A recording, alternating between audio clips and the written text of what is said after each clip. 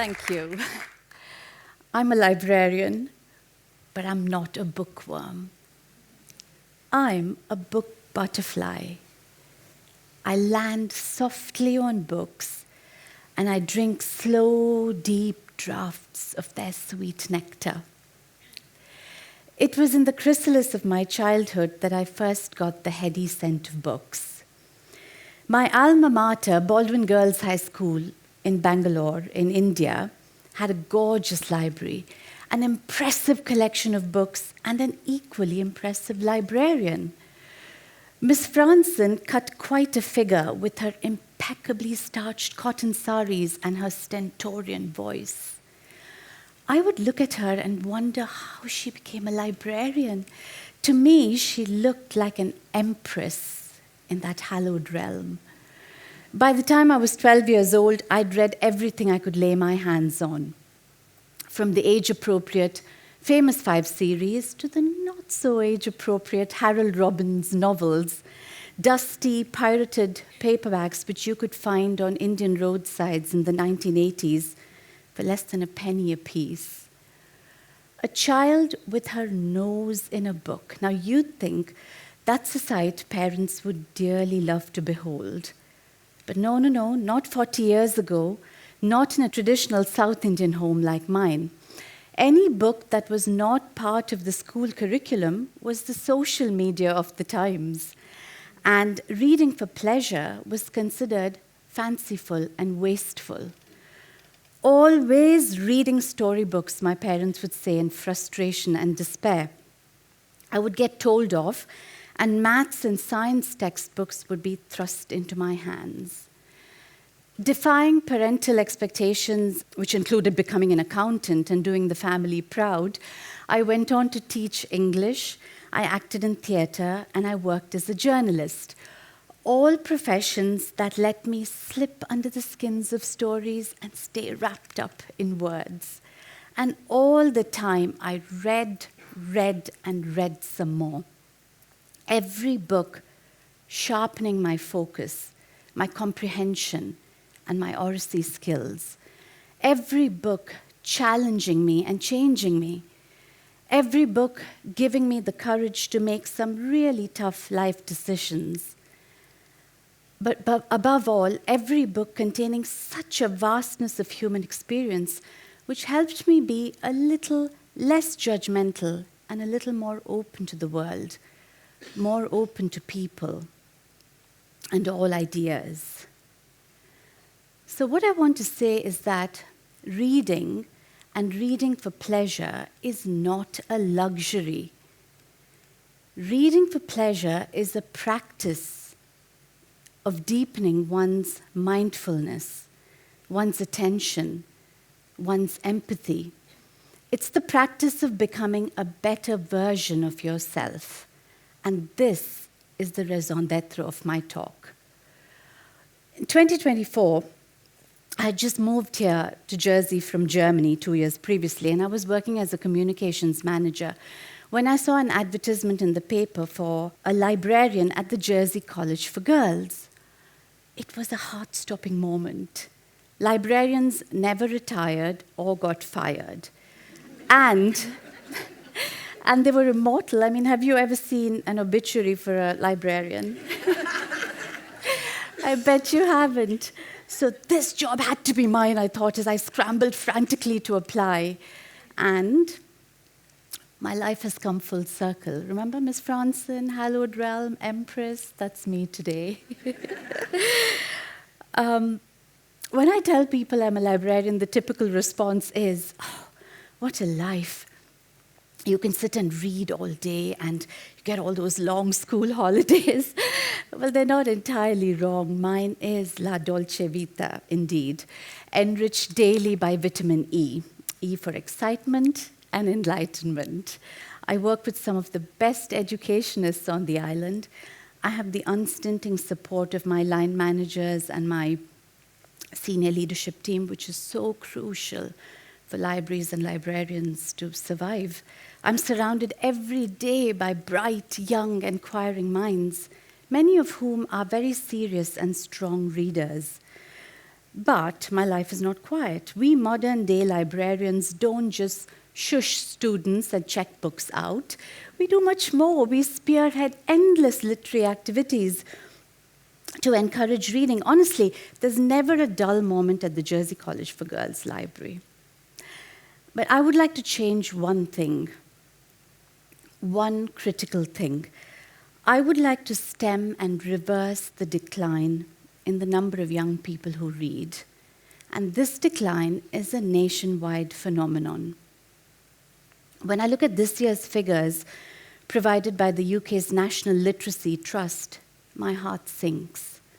Reading for pleasure, which is volitional, self-directed, choice-led reading, is on a critical decline. Only 1 in 3 children and young people aged 8 to 18 say they enjoy reading. Only 1 in 5 say they read daily in their free time. And this is down by a third since the Trust started tracking reading habits 20 years ago. And roughly half of the UK's adult population don't read regularly. And this is a problem, because reading matters. Research by Professor Teresa Kremen of the Open University shows that reading for pleasure helps children engage better with learning and leads to better academic outcomes across all subjects, not just English, mind you, across all subjects. And according to the OECD, being a frequent reader is more of an advantage than having well-educated parents, and that getting children to read may be one of the most effective ways to leverage social change. As students grow older, we lose more readers. And this is not due to curriculum pressures alone. If they would spend just 1/10 of their screen time on reading, it would be a start. But don't get me wrong, I don't blame young people for being drawn to screens. We adults are equally drawn to them. But I do worry about what happens when quick scrolling replaces deep attention. The headmaster of Winchester College, Elizabeth Stone, has a brilliant analogy. She says it's like a cross-country run. She says, in an environment where children and young people spend hours literally training their minds to get distracted by consuming videos that are 25 to 30 seconds long, or short in this case, it's no wonder that they find it hard to finish the long cross-country run that the reading of a novel requires. Reading matters, especially for children on the cusp of adolescence. But actually, it matters for all of us. I mean, we're all on the cusp of something or the other, aren't we? Always at crossroads. So when I talk about the 3 S's of my reading strategy, I don't mean it just for libraries or for children. I mean it for all of us. That's space, silence, and self-development. Space. I tell my students to give the library the respect it deserves. A library is the quietly glowing, beating heart of a school, of any institution for that matter. So don't eat and read. Nourishment for the body and nourishment for the soul. Keep them separate. Don't listen to music and read. Focus. Read with intention. A library is no less than a temple.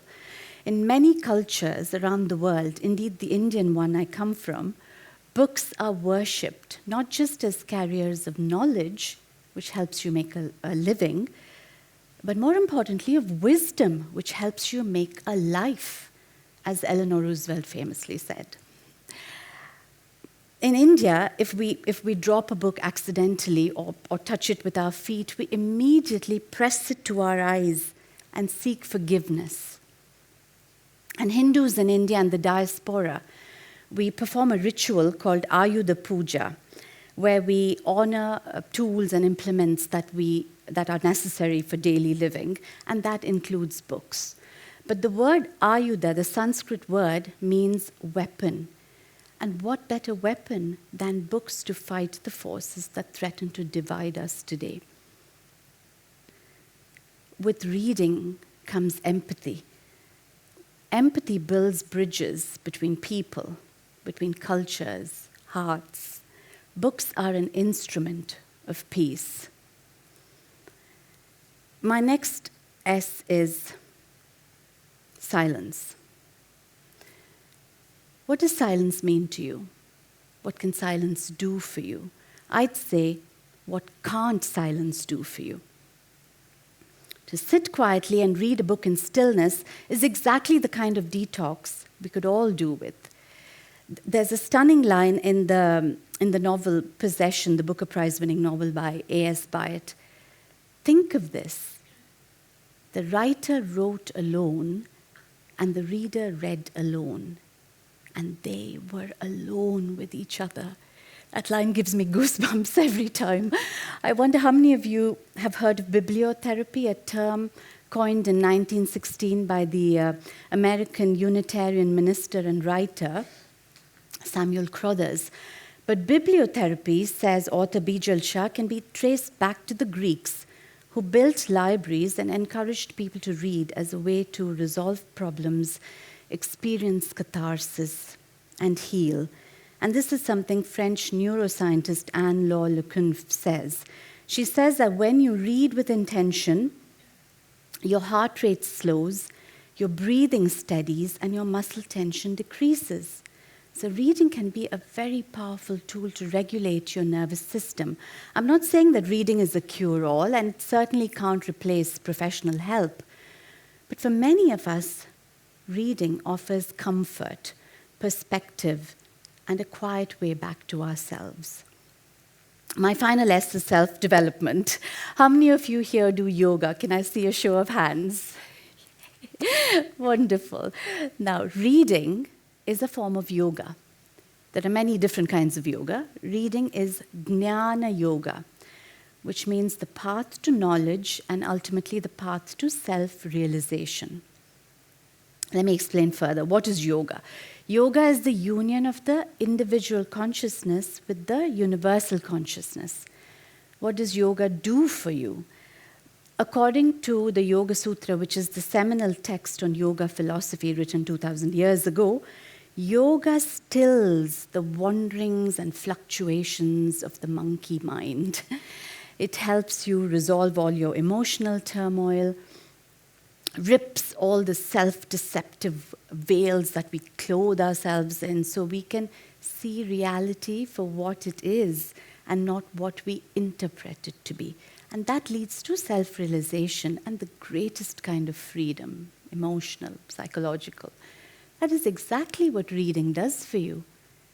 It stills the wanderings and fluctuations of your mind. It helps you focus. It reveals new truths to you. It opens up the world to you. It opens yourself up to you, because you can only truly begin to know yourself through others, through the stories of others. And when you read a book, your consciousness becomes one with the consciousness of the author and the characters. And a good book contains universal truths, which you are absorbing in silence in a space dedicated to this most sacred of all activities, reading. And a good librarian. All of this is not complete without a good librarian. Somebody who can enthuse, advise, and steer young people in the direction of the right books. A good librarian is worth their weight in hardbacks. So come with me. I don't have the clicker up. Come with me to this space for a moment. This is my school library. I sit here every day thinking how comforting it is to be cocooned in the silken and safe sanctuary that books provide.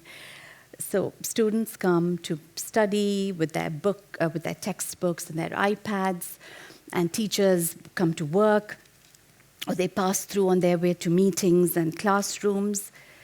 But very rarely does someone come here to read for pleasure, to read fiction. And I wonder whether they believe what I was told when I was a child, that to read fiction, which tells you the greatest truths, by the way, or read for pleasure is somehow embarrassing and fanciful and frivolous. You've heard the motto, you've heard the saying, "In God we trust," but my motto is, "In books I trust." A book is a good friend, full of wise insights, always there for you, willing to hold you if you will fall into it, if you will surrender. Never criticizing or judging you, right? So a book is a good friend, and just as a caterpillar must undergo a metamorphosis to become a beautiful butterfly, a reader can undergo a deep personal transformation with books acting as a protective chrysalis. So please give yourself 10 minutes a day, 10 minutes where you put away your phones, your screens, all your distractions, and you give your full attention to the page. Read not just with your mind and your heart, but with your entire being. Let's all be seen reading. Let children see us reading. Read to them. Encourage them to read. Tell them that books are not just homework or a punishment or a luxury. Books can give them wings and make them fly. And let's all be the wind under each other's wings and the wings of our young book butterflies. Thank you.